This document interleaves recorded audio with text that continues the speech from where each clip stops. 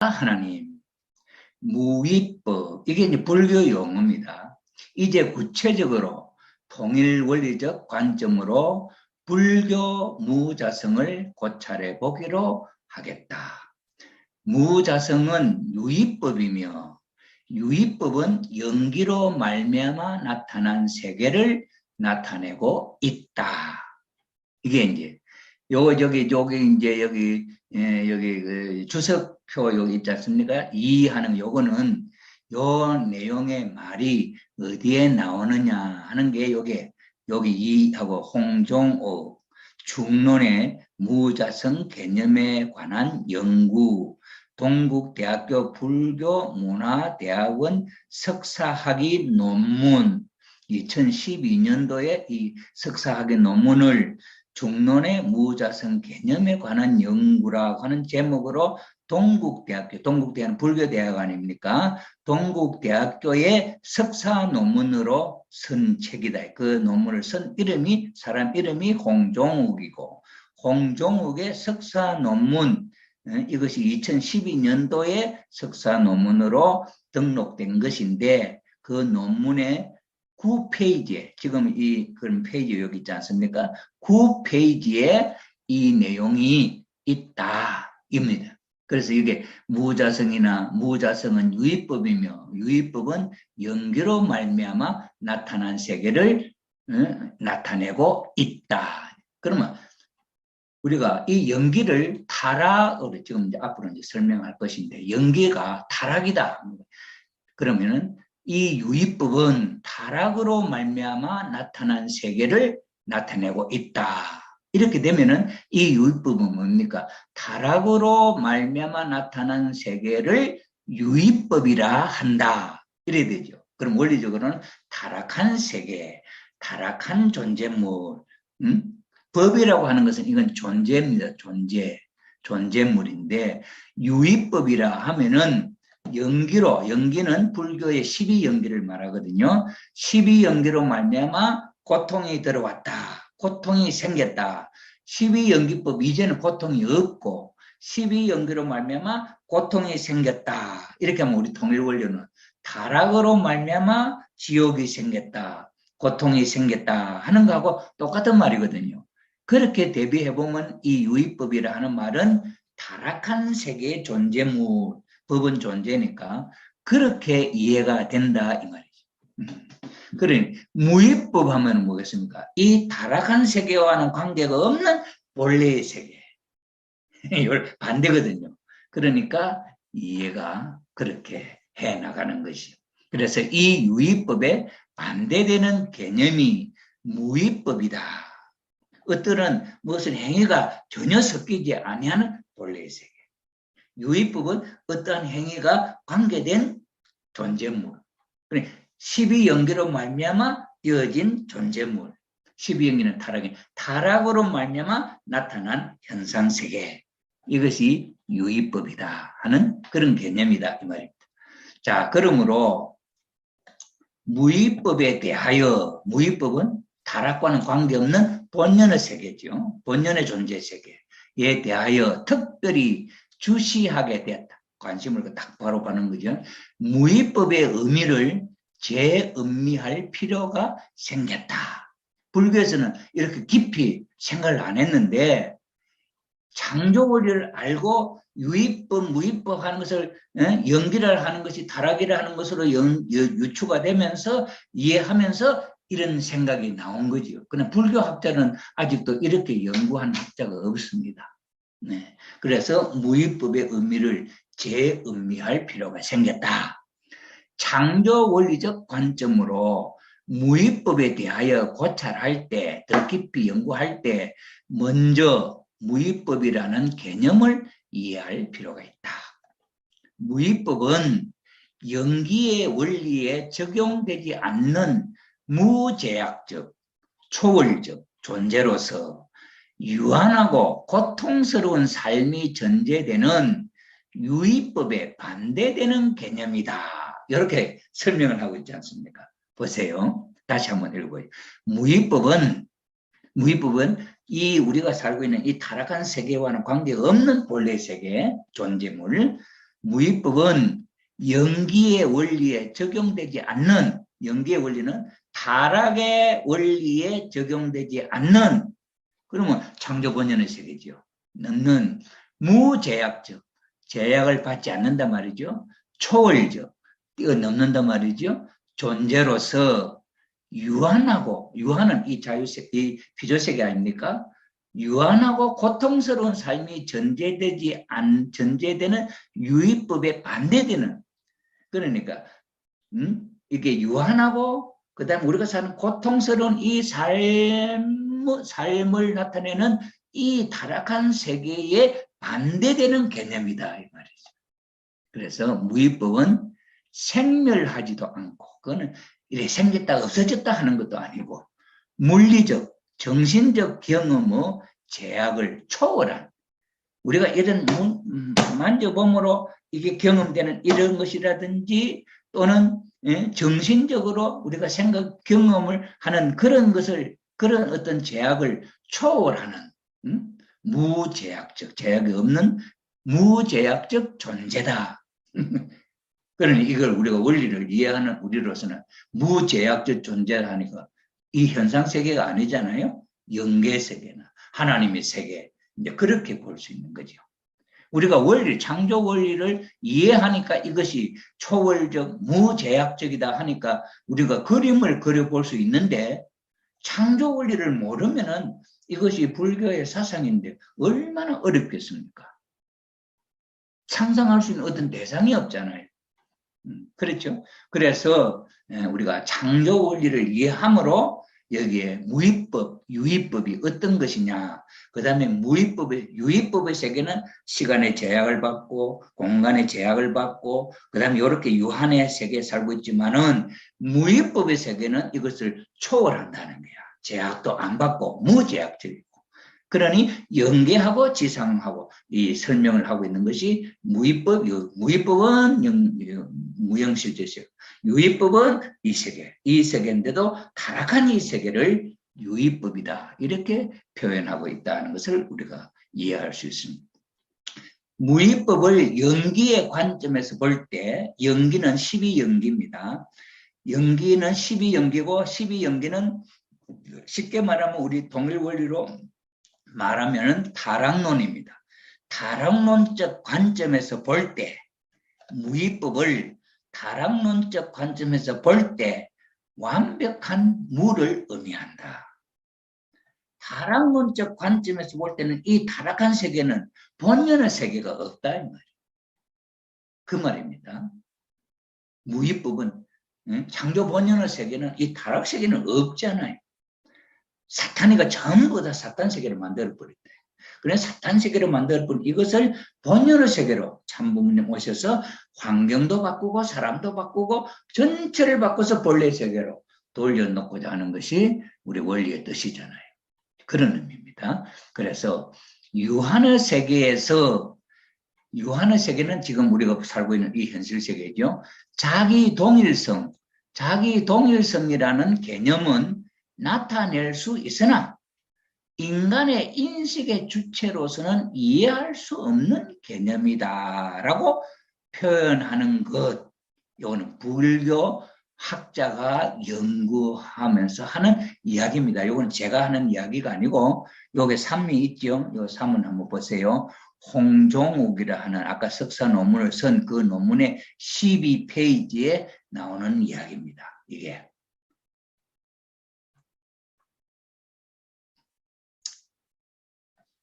그래, 이게 그렇게 돼 있단 말이에요. 자기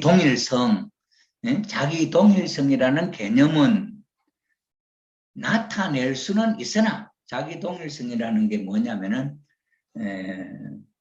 우리가 하나님 동일사상에 보면 이 수로가 나옵니다.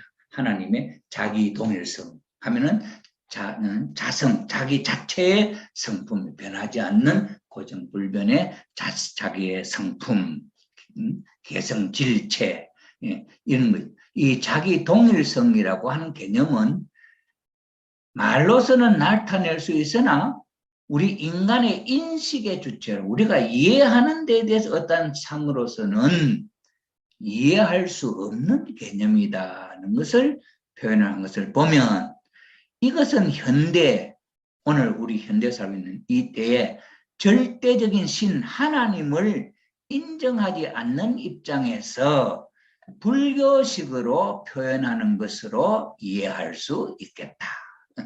이거는 불교식으로 하나님에 대한 내용을 또는 우리의 영인체 이런 것에 대해서 설명하는 부분이다 이 말이에요. 그러니 우리의 지금 우리가 갖고 있는 이 몸뚱아리가 갖고 있는 어떤 생각하고 느끼고 하는 이거로서는 그것을 말할 수 없죠. 하나님이 참사람, 생명체 이거는 우리가 하나의 상상의 내용이지 우리가 생명체를 아직 보지 못했잖아요. 이제 그런 의미지. 자기 동일성이라고 하는 이런 개념은 인간의 인식, 생각, 인식이라고 하는 것은 뭡니까? 그 다음에 알식, 느껴서 아는 이런 거 아닙니까? 그러니 인식을 할 수 없다, 이 말이죠. 자, 그러니 이거는 하나님을 인정하지 않는 입장에서 불교식으로 그런 하나님에 대한 그런 표현이다, 이 말이죠. 그래서 유의법이라는 말의 의미를 규정하기 위해서는 유의법은 뭡니까? 오늘 이 세상이죠. 유의법이라는 말의 의미를 규정하기 위해서는 상대적으로 무의법이라는 의미를 설정하지 않을 수 없다. 그러면서 연기원리에 적용되지 않으며 연기원리에 적용되지 않는다는 말은 뭡니까? 타락과는 상관없는 타락론에 적용되지 않으며 타락론에 적용되지 않는 사람 본래의 세계죠. 아담 해와 타락하기 직전 상태. 네, 그렇죠. 그래서 무위법이라는 의미를 말의 의미를 규정하기 여기에서 상대적으로 무위법이라는 의미를 설정하지 않을 수 없다. 그러면서 연기 원리에 적용되지 않으며 무제약적, 제약도 안 받고 초월적 존재, 아주 초월하는 존재고 자기 동일성을 가진 존재로서 절대적 자기 어떤 모습을 가진 존재로서 설명하고 있는 것으로 보인다. 이게 지금 무위법에 대해서 설명하는 거죠. 그건 뭡니까? 하나님이나 영적 존재, 영적 세계에 대해서 지금 설명하고 있는 것으로 느껴진다. 그 말이죠. 그래서 불교에서 보편적으로 신을 인정하지 않는다는 의미는 불교에서는 신을 인정하지 않는다 그러거든요. 않는다는 의미는 어떤 인격적 신을 믿지 않는다는 의미로 이해된다. 우리 유교의 가르침에 있어서도 인이라든지 그다음에 양음이라든지 이런 거 이야기할 때 양과 음은 어떤 태극이니 이런 것에 대해서 이야기는 하지만은 그러나 이 태극의 양음이라든지 이것은 인격적 신을 하나님을 말하는 것은 아니다 이렇게 이야기하잖아요. 그죠? 그래서 그건 하나의 형상적 이성성상에 있어서 하나의 형상적 부분만 이해하고 있다. 성상적인 부분은 모른다. 그런 이야기죠. 그래서 여기도 불교에서 보편적으로 신을 인정하지 않는다는 의미는 어떤 인격적 신을 믿지 않는다는 의미로 이해가 된다. 왜? 이 무위법이니 이런 거는 그 세계를 의미하고 있거든요. 그러니까 인격적 신이 사는 세계 그런 거는 아직 이해하지 못한다 이 말이죠. 그리고 절에 가보면 많은 하나님의 불상을 모셔놓은 것을 보았다. 하나님은 믿지 않지만은 자기식대로 이름 붙인 하나님이 수천의 하나님이야. 제가 절에 담양에 있는 그게 이제 절에 한번 가봤어요. 그 절 이름이 어디냐 하면 여기 있습니다.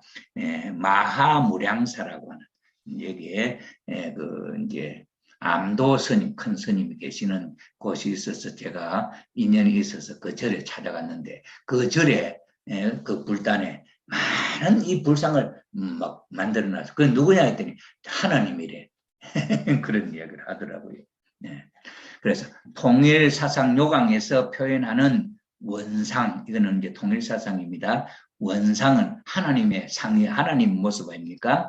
원상에는 형상의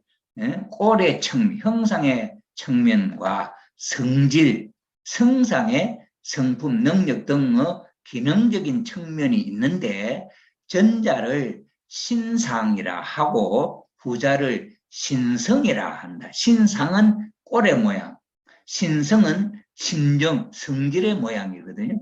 하는데 통일사상에서 하나님의 속성을 신성이라고 한다.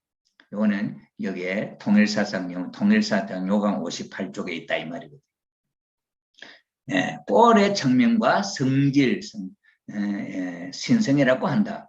원상의 내용에서는 하나님의 속성, 하나님의 내용을 다루는 것으로서 신상, 성상, 형상, 양성, 음성, 개별상 등과 신성인, 심정, 로고스, 창조성, 요거는 신성이고, 여기 양성, 음성, 성상, 형상, 양성, 음성, 개별상, 요거는 신상, 신의 모습이다 이 말이지. 모습을 나타내는 부분이다 이거지. 상세히 그리고 구체적으로 설명하고 있다. 하나님은 인간의 눈에는 보이지 않지만 일정한 꼴 또는 꼴이 될 수 있는 가능성, 규정성을 갖고 있다.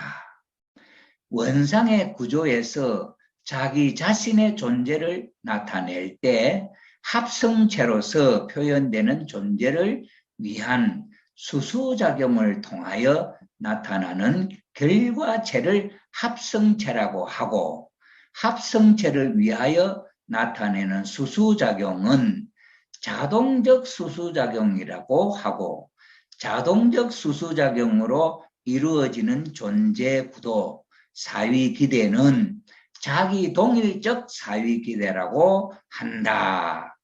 하나님의 존재 기대를 나타낸다.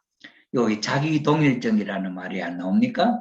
이건 뭐냐 하면은 예를 들어서 제가 조영식이라는 사람 있잖아요. 그럼 조영식이라는 사람이 하나님을 중심 삼고 이성성성이 뭡니까? 성상, 형상이죠. 성상은 마음이고 형상은 몸 아닙니까? 성상과 형상이 수수작용을 해서 이렇게 해서 하나님과 성상, 형태 수수작용해서 내 개인이 있잖아요. 요걸 사위기대를 하지 않습니까? 사위기대의 나의 요 모습은 요 수수작용을 통해서 자기 동일적 조영식이라고 하는 이 모습을 갖고 나타내고 있다. 이 말이죠. 그래서 아까도 여기 자기 동일성이라고 하는 말씀이 여기 나타났거든요. 자기 동일성이라는 요 말이 나타났지 않습니까?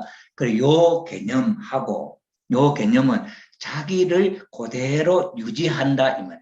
조형식이라는 존재를 계속 유지한다. 사위기대를 통해서 유지하잖아요. 그런데 불교에서는 그는 사위기대라든지 수수작용 원리가 없잖아요. 그런데 이제 이 원리하고 그다음에 불교를 통해서 가르침이 그 방식이 다르잖아요. 그러나 핵심적인 내용은 같은 용어를 나타내죠. 그래서 이 불교 사상이나 통일 원리에서는 이 내용에 있어서 같다 이 말이죠. 이거 설명하는 것은 조금 방식이 다르지만은 그러나 결국 자기 동일성이라고 하는 이 말은 그 의미는 그 뜻은 불교에서 하는 거나 통일 원리에서 하는 거나 같다 이렇게 보죠. 그래서 그 통일 원리에서는 그 자기 동일성이라 하는 것을 어떻게 표현을 하느냐 하는 것을 이 통일 사상에서 수수작용을 통해서 자기 자신을 그대로 존재하는 이 사위기대, 개체적 사위기대 이것이 자기 동일적 사위기대다. 이렇게 구체적으로 통일 원리에서는 표현을 하죠. 그래서 자기 동일적 사유기대로 한다. 하나님의 존재 기대를 나타낸다. 그러니 하나님도 자기 동일적 사유기대가 있잖아요. 그것이 자기 동일이라는 말의 의미가 불교에서 하는 거하고 같다. 그런 이야기죠. 그러니 불교의 그 자기 동일성, 자성, 뭐 이런 무위법 이런 것을 창조 원리로 이렇게 대비해가지고 그 부분이다 하고 이렇게 규정을 해주는 거죠. 이건 누가 하냐? 불교에서 한 것이 아니고 불교 학자들은 그런 규모로 모르죠. 우리는 창조 원리를 아니까 이 창조 원리의 내용을 불교에서 무위법, 자성, 그 다음에는 자기동일성 이런 말들이 나타나는 것을 모아가지고 이렇게 규정을 이렇게 해줘서 창조 원리의 내용을 불교에서도 갖고 있다. 불교에서 말하는 그 내용은 우리 창조 원리의 내용하고 비슷하다. 이렇게 표현하는 것이다. 이 말입니다. 그래서 우리가 지금 오늘 이 공부를 하는 목적이 불교의 자성이라든지 무자성이라든지 불교에서 쓰는 말을 우리 원리적으로 이해해보고 그 다음에 우리 원리의 내용을 가지고 그 무위법이라든지 유위법이라든지 자기 동일성이라든지 하는 것을 더 구체적으로 더 확실하게 설명을 해줄 수 있다 이 말입니다. 이것이 오늘 우리가 공부를 하는 목적이다 하는 것을 이해하시기 바랍니다. 그 다음에 이제 불교의 또 유명한 내용이 자성이라는 말입니다. 스스로자 성품성, 자기의 그런 스스로자 성품은 자기 성품이라 이 말, 그게 자성이거든요. 이걸 우리가 불교에서는 어떻게 말하는가 하는 것을 한번 보자는 거죠. 자성이란 존재하는 것이 자기 동일성을 유지하여 혼돈되거나 변화하지 않고 스스로 불변하는 개성을 가진 것, 이것이 이제 자성에 대한 내용이에요. 불교에서 말하는 자성 한번 보세요.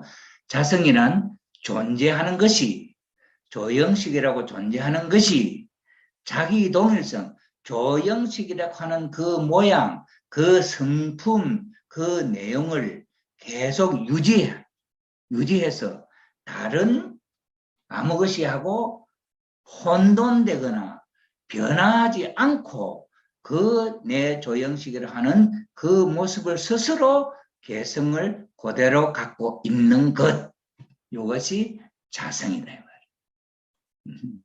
우리 원리적으로 설명 그렇죠.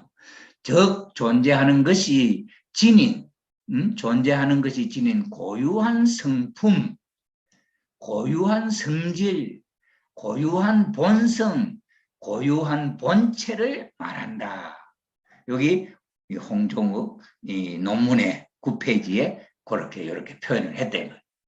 그럼 이렇게 불교의 학자들이 표현한 요 말을 가지고 통일 원리에서는 어떻게 이해할 수 있나 이거지. 이렇게 정리를 하고 있으며 이것은 불교 학자들이 공통적으로 이해하는 정의라고 생각된다. 요 말은 불교 학자들이 똑같이 생각한다 이 말이에요. 그럼 요 한 사람이 이렇게 이해하고 설명하는 게 아니고 불교의 전 학자들이 이렇게 생각한다 이 말이죠. 그럼 이게 하나의 공통성이잖아요. 그럼 요 공통성 왜 그러냐면 이 한 사람이 이렇게 하고 다른 사람은 다르게 생각한다면 이거는 우리가 이야기할 필요가 없지요. 왜? 뭐 가치가 없으니까. 그러니 전체가 이렇게 생각하는 내용을 가지고 원리적으로 이렇게 대비를 해보자는 거죠. 그게 이제 큰 의미가 있습니다. 이 논문의 의미라든지 논문이라고 하는 것은 그런 의미가 있는 겁니다. 자, 그래서 불교학자의 공통적인 의미를 생각하고 무자성이라는 단어는 무자성, 요거는 지금 자성 아닙니까? 자성하고 무자성이 뭐예요? 자성, 요런 성품이 무자성은 그런 자성이 없다 이 말이거든. 무자성이라는 단어는 자성이 없다는 의미이므로 자성을 전제로 하고 사용하는 말이다. 그렇지, 이해가 되시죠? 네? 무자성. 그래, 자성은 자기가 갖고 있는 고유한 본질, 성품, 그 모양인데, 이거는 자기 동일성. 자기 동일성이라는 것은 그 성품이 자기가 하나 동일. 자기의 성품이 동일. 변함이 없는 거죠. 똑같아, 이 말이거든. 동일성이라 하는 것은 하나 똑같다, 이 말 아닙니다. 동일. 한 가지 하나 일. 한 가지하고 똑같다 이 말이거든요. 그러니 그 자기 동일, 자기가 동일, 언제 어디에 가서도 요 모양이다 이 말이거든. 그러니 변하지 않는 성품, 그것이 자성이다 말이거든. 그런데 이런 자성이 무자성이라고 하는 것은 없다는 거야. 그런 자성이. 예.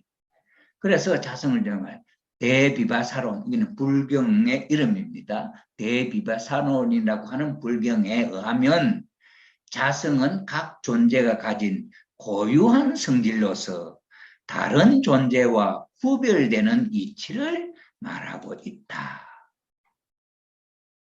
대비바사론에서는 왜냐하면 이 무자성이라 하는 말을 쓰는데 이 세상의 모든 존재는 무자성이야. 그런데 대비바사론이라고 하는 이 불경 체계는 모든 존재는 다 각각 고유한 성질 그런 자성을 갖고 있다. 이렇게 이야기합니다. 그전에는 없다 했는데 이 대비바사론이라고 하는 이 불경에는 모든 존재는 그런 성품을 가지고 있다. 이렇게 이제 이야기한단 말이에요. 그리고 이 자성은 스스로 가지고 있는 성질이라고 하였으나 아직도 긍정 부정의 주장으로 결론을 내리지 못하고 있다고 한다. 불교에서 대비바사론에 이렇게 했는데 연기로 말미암아 이 세계 모든 존재는 무자성이다. 이렇게. 무자성은 자성이 없단 말이 아닙니까? 그런데 여기는 자성이 있다 하는 말이 있다. 그래서 이걸 우리는 원리적으로 이것을 어떻게 설명을 해야 되느냐. 자성이란 말, 무자성인 말. 자성이란 본래 갖고 있는 모든 존재의 독특한 성품이죠. 소는 소가 갖고 있는 독특한 성품, 개는 개가 갖고 있는 독특한 성품, 그것이 소하고 개하고 다르잖아요. 원숭이하고 다르고. 그 다른 변하지 않는 그 본질, 그것을 자성이라 하거든요. 그거는 대비바선의 모든 존재는 그것이 다 있다 이 말이에요. 이게 일리가 있잖아요. 우리 원리적으로 볼 때. 그런데 연기론을 볼 때는 무자성이다. 그 변하죠. 어떻게 말해? 이제 그 다음에 또 이제 우리가 12연기나 요 또 다음에 이제 그런 게 나올 건데 그 말은 우리가 과학적으로 이 세포 하나하나가 지금 어제 있었던 조형식이가 10일 뒤에도 똑같은 조형식 아니죠. 이 세포 한호가 새 것으로 바뀌었어요. 또 전부 다. 그러니 바뀌지 않은 조형식하고 세포가 바뀐 조형식하고 똑같아 할 수 있습니까? 똑같아 할 수 없지요. 그러니 이 세상에 영원히 같은 모양을 갖고 존재하는 거 없단 말이에요. 네?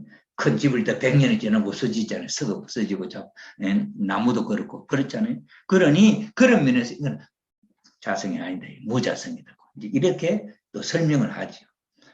그래서 이 내용의 의미를 가지고 이제 이것을 원리적으로 규명을 해서 이게 무슨 의미냐 하는 것을 이제 제 이 논문에 이것을 이제 설명합니다. 또 공부해 봅시다.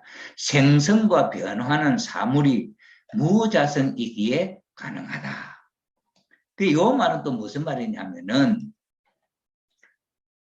생성과 변화, 생성이라는 건 새로 생기고 변화라는 것은 커지기도 하고 작아지기도 하고 이런 게 변화지요. 이것은 사물이 무자성이기 때문에 가능하다. 자성이 딱 굳어진 자성이 딱 있다면 이거는 요대로 딱 굳어 있는 것인데 어떻게 이게 변할 수 있냔 말이에요. 이게 불교의 용어로서 말하면 그런 의미거든요. 그래서 자성은 이건 아무리 시간이 변해도 똑같은 그 모습이 있어야 되는데 있었어요. 똑같은 그 모습이 천년만에 있는 게 영원히 있는 게 어디 있냐는 없잖아요. 그러니 무자성이다. 이렇게 설명이 되죠. 자, 그러나 만일 불변하는 본질이 되는 자성이 있다면 일체의 생성과 변화는 성립되지 않는다. 그러므로 연기는 무자성과 연결되며 이는 공으로 귀결되는 것이다. 이 말의 의미는 무명형으로 인한 연기로 말미암아 모든 존재는 무자성이며 이것은 모든 존재가 자성이 비어있다, 없다는 의미로 공으로 귀결시켜 설명하고 있다. 이 말의 의미가 불교의 사상에 자성, 무자성, 공, 연기 이거 다 들어가 있죠. 네. 불변하는 본질이 되는 자성이 있다면은 그 자성은 일체 생성, 새로 생기는 것, 어떻게 커지거나 작아지거나 변화되는 것, 이런 성질, 이런 것은 성립이 안 된다. 왜? 그대로 다 있어야 되기 때문에. 그런데 여기 이게 커지고 작아지고 이게 있다. 그 다음에 연기는 무자성과 연결됩니다. 연기라고 하는 것은 문명행위라든 12연기거든요. 연기는 무자성, 자성이 없는 것하고 연결되며 자성이 없는 것은 없다, 공이다. 빌공자를 쓰잖아요. 그 속에 없다 이 말이거든요. 그 의미가 공입니다. 그래서 공으로 비결되게 되는 것이다. 이 말의 의미는 무명행으로 인한 12연기. 경찰이 단순 보험상의 미수죄로 송치한 이은혜 사건이 앞서 보신 것처럼 검찰 보안 수사로 살인죄가 드러났고요. 누구에게 음소거를 해주세요. 예. 자, 그래서 이게 지금 공, 연기 이 말들이 연기로 말미암아서 무자성, 자성이 없어졌고, 그 다음에 무자성이기 때문에 무자성, 자성이 없는 것 아닙니까? 비었다면 공이다.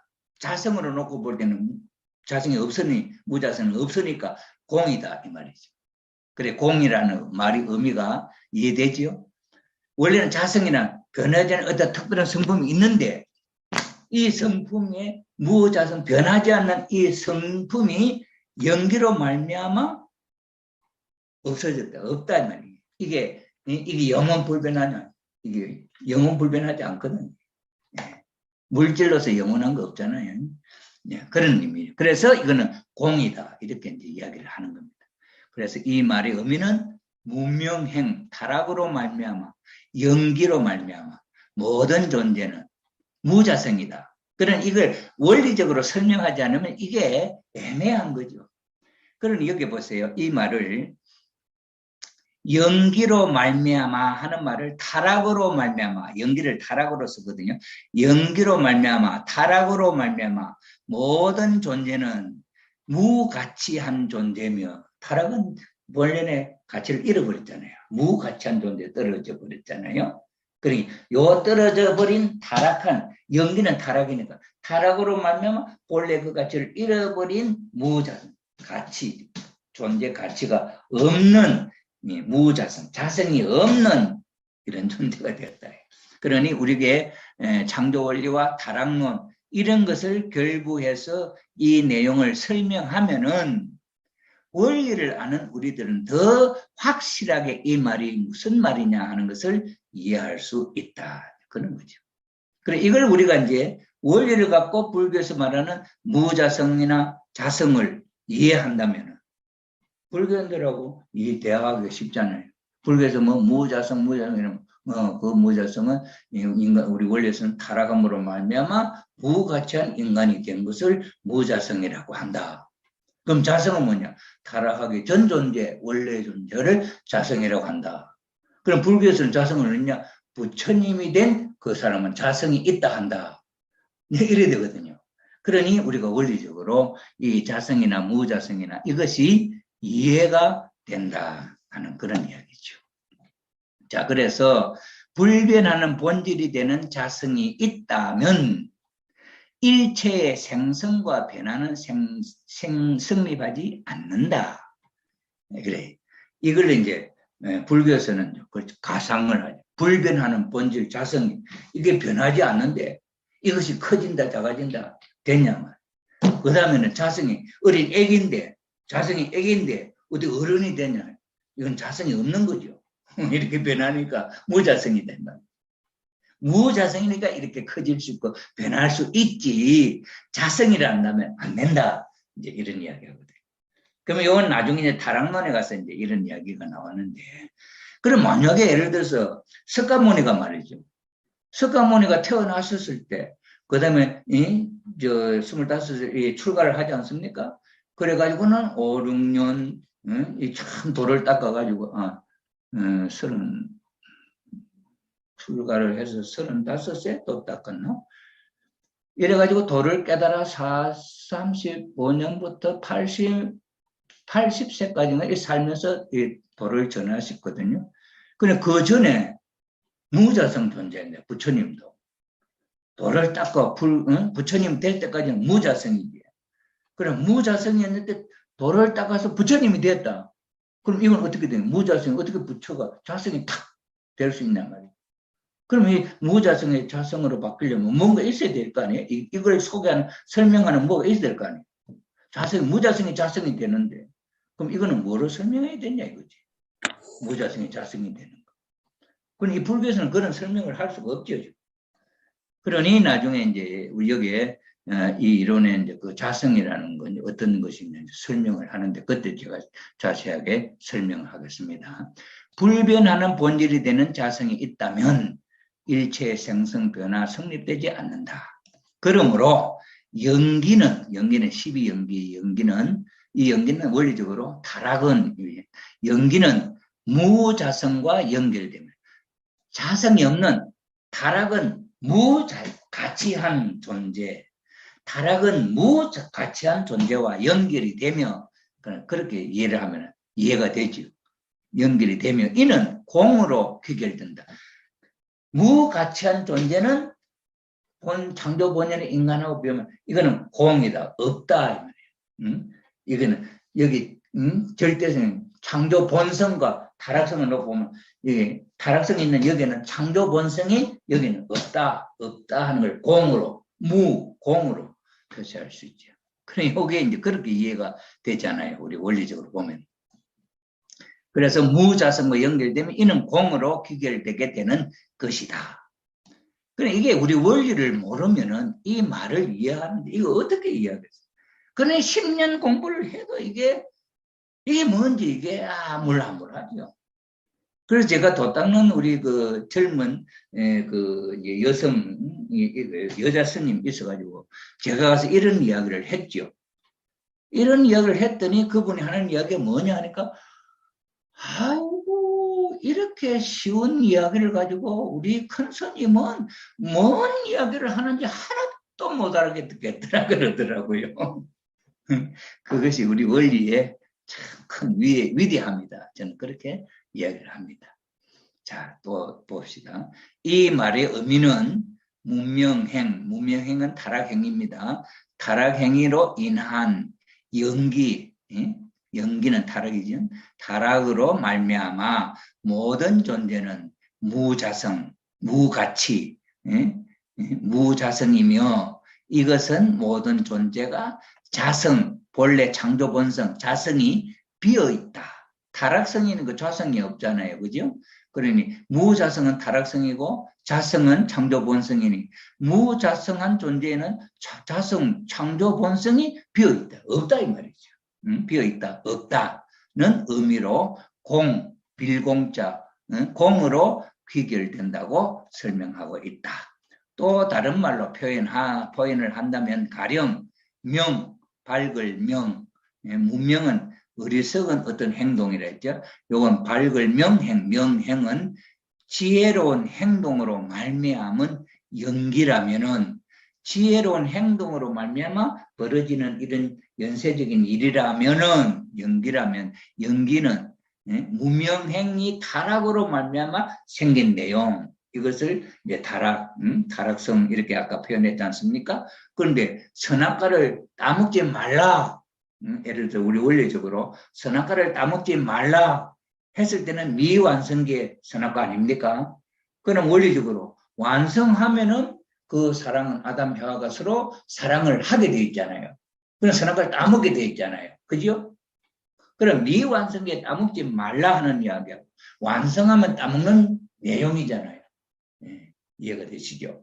그러니 무명행은 하지 말라 했을 때 어리석은 지혜로 게임에 빠져서 타락한 것을 무명행하고 명행은 하나님의 말씀을 지켜서 완성해가지고 행동하는 가정을 이룬다 이 말이죠.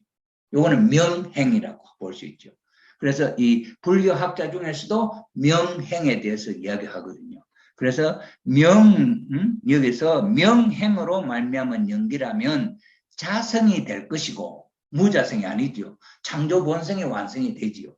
그러니 무자성이 자성이 될 것이고 그로 인한 내용은 가득 찬 존재, 공이 아니고 가득 완전한 충만한 완전한 존재로 고통의 삶이 아닌 행복한 삶이 된다고 가정할 수는 없을까?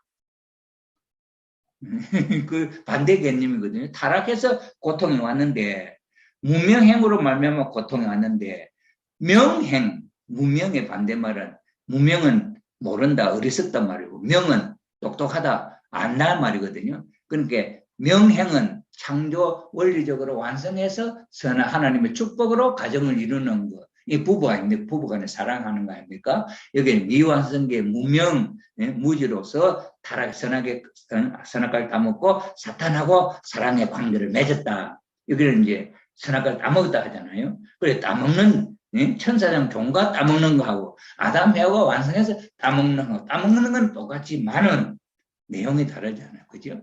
그래서 가득 참 존재고 이게 행복한 삶이 될 수는 없을까? 이거는 제가 던지는 질문이죠. 그런데 불교학자 고익진의 연구에서 아함법상의 체계상 연구에서 무명을 설명하기 위한 근거로 명을 이야기하고 있다.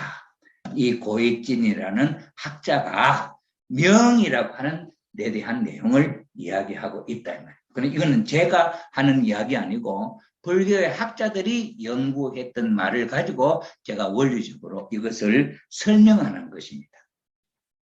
그러니까 이 명이라 하는 것은 완성해서 그 밝은 행동을 함으로 말미암아 고통스러운 삶이 아니라 행복한 삶은 아주 행복이 충만한 삶이 될 것이었는데 무명행은 무지한 행동으로 어리석은 행동으로 잘못 생을 역행하는 그런 방향. 그건 이제 앞으로 12연기에서도 소개할 테니까 그때 보면 이 역행하는 방향으로 잘못 행동을 하고 보니까 이 고통 세계가 왔다는 거죠.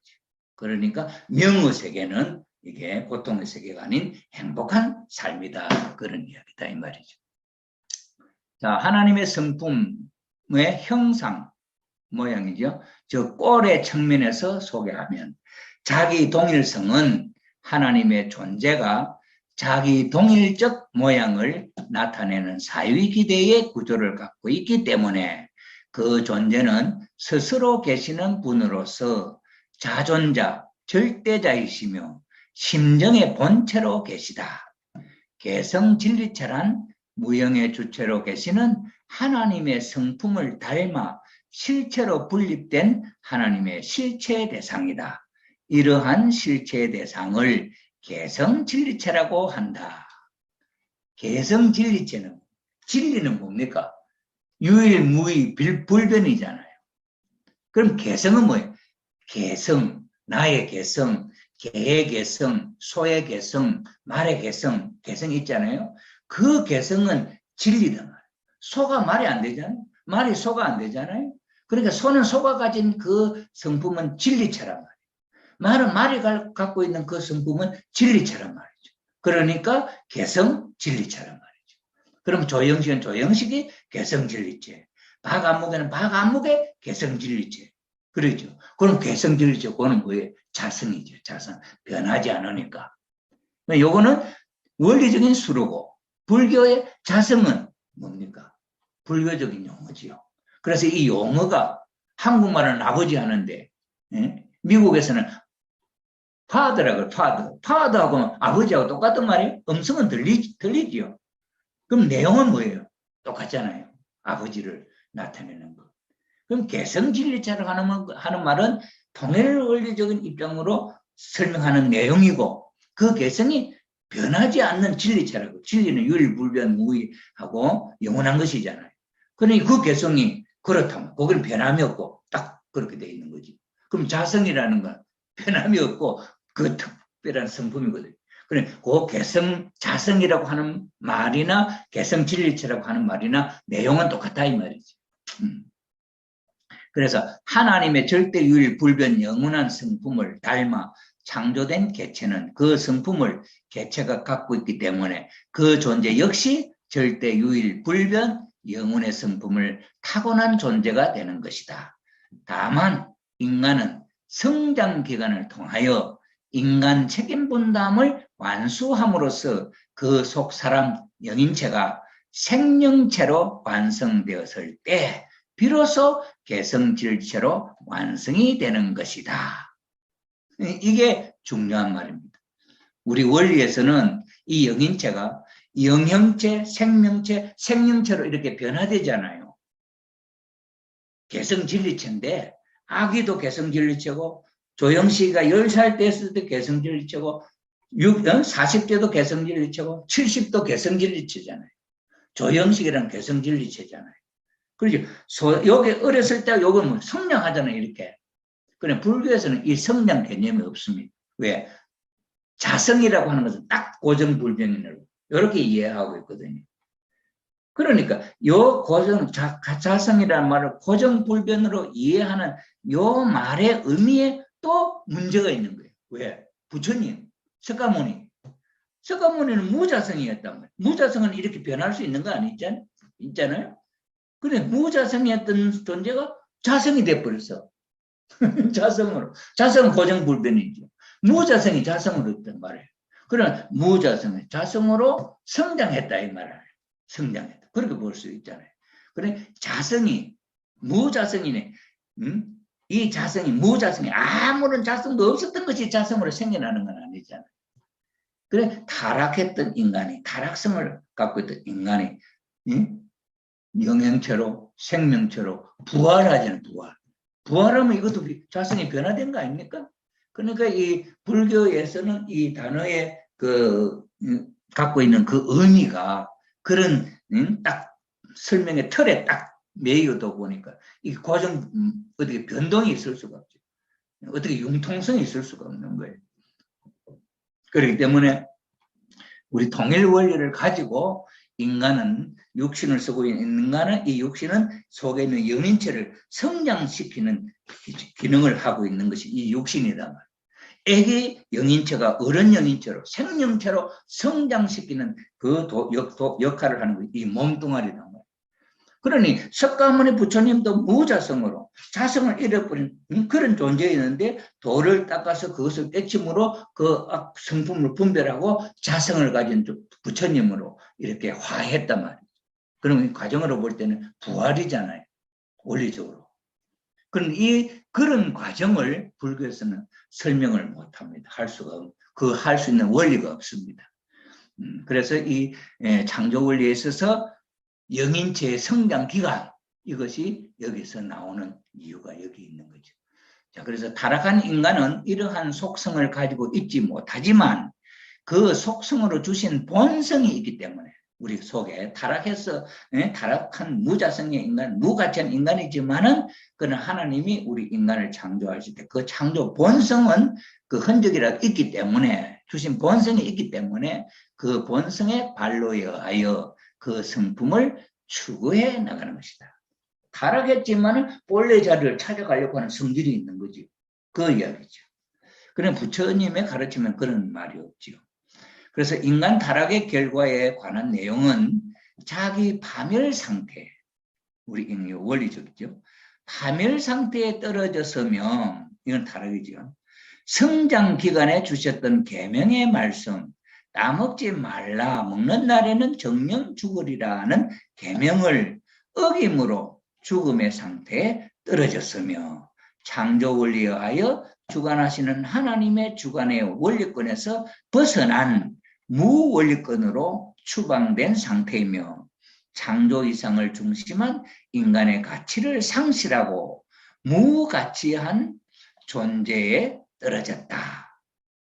불교 자성에서 생성과 변하는 사물이 무자성이기에 가능하다. 연기로 말미암아 무자성이 되었다. 자성을 상실한 상태를 나타내고 있다. 그리고 참부모님 말씀에 의한 자료를 보면 오늘날 인간의 마음이 어디를 향하여 나아가고 있는지를 이해할 수 있게 된다. 이걸 이제 요 이야기가 지금까지 제가 설명했던 내용에 결부되는 내용이죠. 따먹지 말라는 계명 어김으로 말미암아 본래의 성품 자성을 잃어버리고 무자성, 무가치한 존재를 떨어졌다 이 말이죠. 예. 그런 상태를 원리적으로 표현한다. 무원리권으로 떨어진 상태, 그 이야기죠. 자, 그다음 참부모님 말씀에 영원 불변한 사랑의 주체이신 하나님 앞에 대상적인 가치를 지니고 출발했기 때문에 우리 인간들은 영원한 가치적 존재가 되기를 요구하는 것입니다. 타락했을 망정 그 본성의 작용은 남아있기 때문에 그러한 가치를 추구하고 그러한 존재성을 갖기를 원하고 그러한 대상권을 그러한 사랑의 기대를 요구하는 것입니다. 이게 이제 왜 인간은 무자성에서 자성으로 부처님이 무자성에서 부처님으로 왜 되려고 하냐 이거지. 그 원인이 어디 있냐 이게 하나님 아버님 말씀에 우리 인간 본심 속에 그런 성품을 하나님이 주셨기 때문에 그러한 의미를 갖고 있다. 그런 내용이 있다. 그 이야기를 하는 거죠. 이러한 측면에서 볼 때 불교학자들의 연구 결과나 통일 원리적 관점도 그러한 방향을 갖고 있음을 느끼게 하고 있다. 인간은 타락하였을 망정 그 본성은 남아있으므로 무가치한 존재에서 영락한 아주 가치가 없는 존재로 자리에서도 불가피적으로 그 잃어버린 자리 본연의 절대 주체이신 하나님 영원불변한 사랑의 주체이신 하나님 앞에 그 대상의 자리를 찾아가려고 하는 본성작용이 있음을 설명하고 있다. 이러한 경향을 놓고 볼 때 불교학자들의 연구 경향과 말씀의 경향이 같은 의미를 갖고 있음을 발견하게 된다.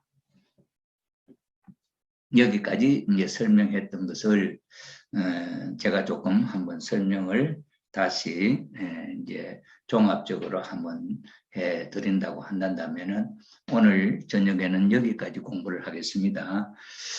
여기까지 우리가 공부한 그 내용의 주제가 뭐냐 하면은 이 여기에 표시된 대로 자성이 뭐냐, 무자성, 그 다음에 무위법하고 이제 비교해 본 겁니다. 이 무위법은 아까도 말씀드렸지만은 창조 본연의 세계를 나타내고 유위법이라 하는 것은 이거는 타락한 세계, 이 보이는 현상 세계, 이 세계를 나타내는데 여기 불교에서 그러니까 이 무위법은 무형실제 세계, 유위법은 유형실제 세계라고 할 수 있는데 불교에서 사용하는 이 유위법은 연기로 말미암은 세계이기 때문에 연기라고 하는 것은 12연기, 무명행으로 말미암아 고통이 오게 된 이 과정을 통틀어서 연기라 이렇게 표현을 했습니다. 그러니 원리적으로 보면은 이 연기라는 말은 타락함으로 말미암아 하는 종합적인 그런 의미입니다. 예. 그러니 타락으로 말미암아 우리가 사는 이 세계는 유형실제 세계, 유의법은 유형실제 세계는 모두가 무자성이다. 무자성, 자성이 없다. 자성이 없다 하는 것은 타락함으로 말미암아 유의법, 타락한 세계, 피조 세계는 연기로 말미암아 타락한 세계는 아무가 가치 없는 무가치한 존재다. 무가치한 존재라는 말의 불교적 용어는 무자성이다. 이해가 됩니까? 다시 한번 연기라 하면은 무명행으로 말미암아 무지한 행동으로 말미암아 고통이 들어오게 된 12단계의 내용을 12연기라고 합니다. 12연기를 연기라고 줄여서 씁니다. 그래서 연기로 말미암아 무명행으로 고통에 떨어진 이 행위는 원리적으로 타락으로 말미암아 지옥에 떨어져 있는 이게 연기이거든요. 이것으로 이 세상 유의법은 이 세상을 말합니다. 이 세상은 무가치한 무자성, 자성이 없다 이렇게 표현하거든요. 불교에서는. 근데 원리적으로 말하면은 타락으로 말미암은 이 피조 세계는 무가치한 세계다.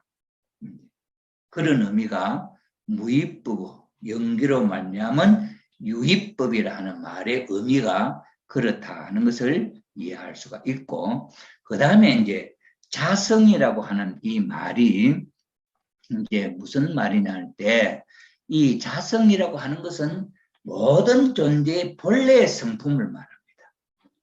개가 가지고 있는 본래의 성품, 자성. 그래서 큰 스님들은 이 모든 산물들은 다 부처다 이런 이야기 하잖아요.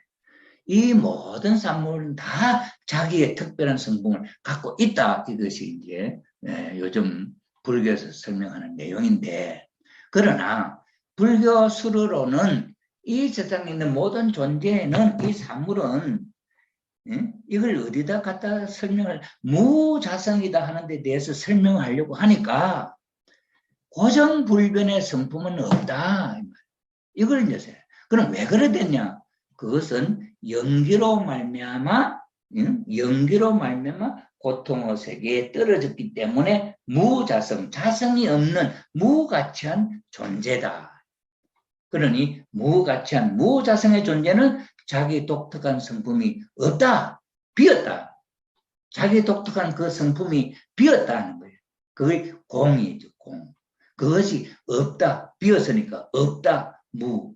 그래서 불교에서 말하는 무와 공이라고 하는 의미의 그 흐름이 이 연기로 말미암아. 연기는 우리 통일 원리의 연기라고 하는 것 총체적으로 타락함으로 말미암아 무가치한 존재로 떨어져 있는 이 존재들은 본래의 자기의 모습이 없다. 그런 걸 없으니까 무 아닙니까? 비었다. 그건 공이지요. 그래서 불교가 쓰는 무공이라고 하는 말은 그 본래의 자성, 본래의 자기의 본성을 잃어버렸다. 그 의미를 불교에서 나타내는 말이다 하는 것이죠. 자, 그리고 여기 불교에서 무위법, 유위법 하는 이 말은 우리 통일 원리하고 비교해 보게 될 때에 그것은 유형실제 세계, 무형실제 세계를 의미하는 그런 내용이다 하는 것을 우리가 알 수가 있다. 이렇게 이해가 됩니다. 오늘 여기까지 제가 설명을 하겠습니다. 혹시 집에 가셔서 이 과제, 이 교재를 제가 드렸는데 이걸 이게 핸드폰에서도 이게 열어보면 PDF 파일이기 때문에 어디든지 열립니다. 왜 제가 한글 파일로 안 보냈냐면은 그것은 이 노트북이나 이런 컴퓨터에서만 열리잖아요. 핸드폰이 이런 데서는 잘 안 열리거든요. 그래서 시간만 나면 이거 한번 읽어보면서 오늘 저녁에 제가 설명했던 이 내용을 한번 기억하면서 한번 들어보시고 제가 오늘 한번 설명했다고 이거 전부 다 이해할 수 있다. 그건 거짓말입니다. 그건 알아듣지 못하는 게 정상적이죠. 그렇기 때문에 오늘 제가 이 설명했던 이 내용은 유튜브에서 파일로 이제 녹화가 되어 있기 때문에 제가 여러분 필요에 따라 다시 이것을 제공해 드리겠습니다.